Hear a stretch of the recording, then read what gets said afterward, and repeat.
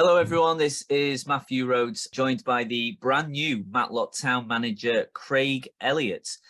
Craig, first of all, how are you, and how excited are you to be back in football management? Yeah, I'm all good really, and really looking forward to sort of getting started. I've had a good rest since sort of my last role in football, yeah, I feel sort of full of energy and ready to get going, and really excited to sort of be able to sort of get back going at a good club like Matlock. Yeah, great stuff. Now, you've not been in football management since January this year when you departed Boston United. And I read in the Matlock Town's official statement when your management appointment was announced that you applied as soon as it became available. What attracted you to the job, first of all, and what made you think, Matlock Town, this will be a really good way to get back into football management after your break? Yeah, I mean, obviously, I've been out watching plenty of games, and I watched Matlock myself this season. I've always liked taking my teams there for pre-season games, and when I was Charley manager, we went and played a league game there. So I felt a good energy about the place. It's a beautiful ground, good fan base, and obviously a new chairman coming in with sort of new ideas to try and progress the club. And I felt like it ticked a lot of boxes. Obviously, I know a few players there as well, so I spoke to them. Nothing but positive things to say, and ex-managers and players as well. It were all positive, really. So it ticked the boxes initially, and then after sort of going down and having a chat, yeah, it just felt like a perfect fit really for me to sort of go on and be the next challenge that I want to do. Yeah, now you've mentioned that you've watched a few Matlock matches recently. From what you've seen, what areas have you been impressed by, and what areas have you felt, yeah, this needs addressing and needs working on? Yeah, I mean, I think first and foremost, I think the previous management have done an excellent job. There's a lot of good sort of foundations there to build upon. I think it's unusual, really, actually, that you usually take over a job where the team's sort of down at the bottom of the league, or there's lots of things to sort out. But I don't think that's the case, really. I come to watch last Tuesday, and I was really impressed. It was a strong performance against top of league Stafford, and exactly how I like my teams to sort of play, really on the front foot, plenty of aggression. And so, yeah, it's about sort of just building on that. I think maybe just scored a few more goals, and that doesn't necessarily mean just sort of a striker or wingers, but everybody sort of contributing. So, but other than that, like I said, I think there's a really strong foundation in place, and it's just about tweaking a few things to try and improve and get up the table.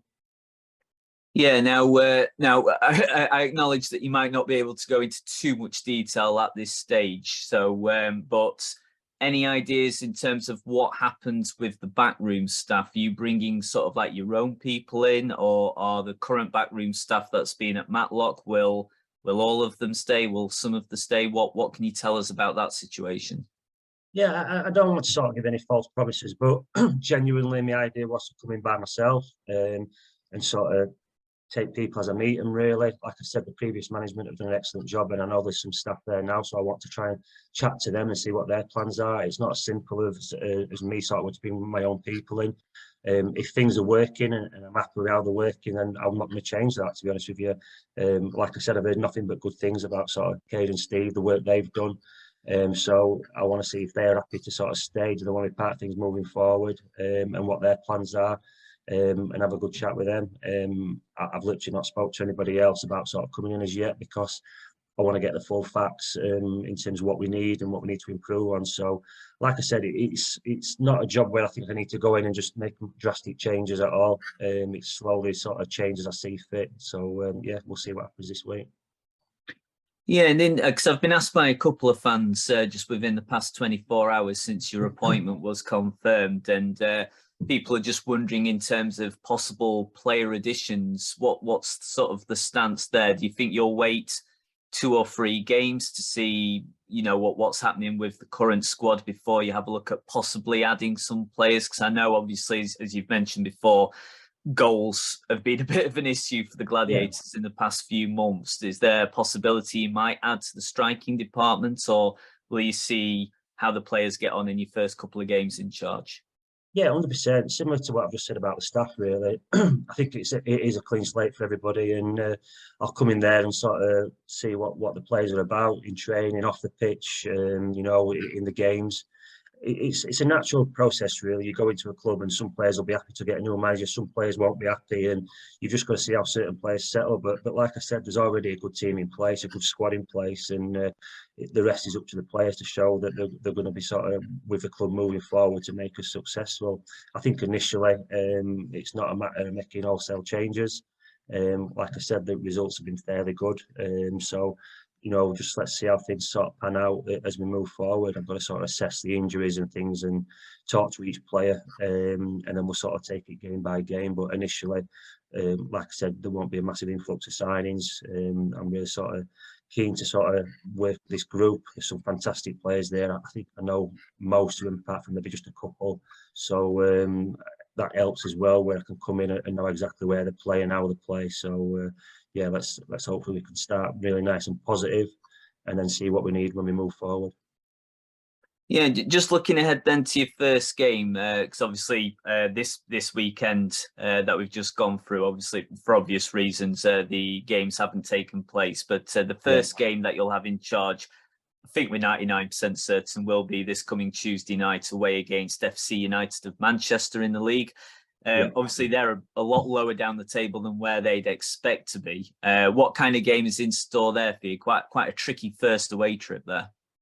Yeah, like you said, they're probably in a false position, and you expect them to sort of definitely sort of get up to the top end of the table as the season goes on. And it is a difficult away fixture. Obviously, we know they've got a passionate fan base, and they're well supported at home. But a really exciting game, to be honest with you. I couldn't have asked for a better game to be going into, a nice big game against a team that I'll expect to sort of be challenging for playoffs and promotion. So I'm really excited. Like I said, I've had a break, so I'm really sort of just can't wait to get back in dugout and get back doing what I love, really.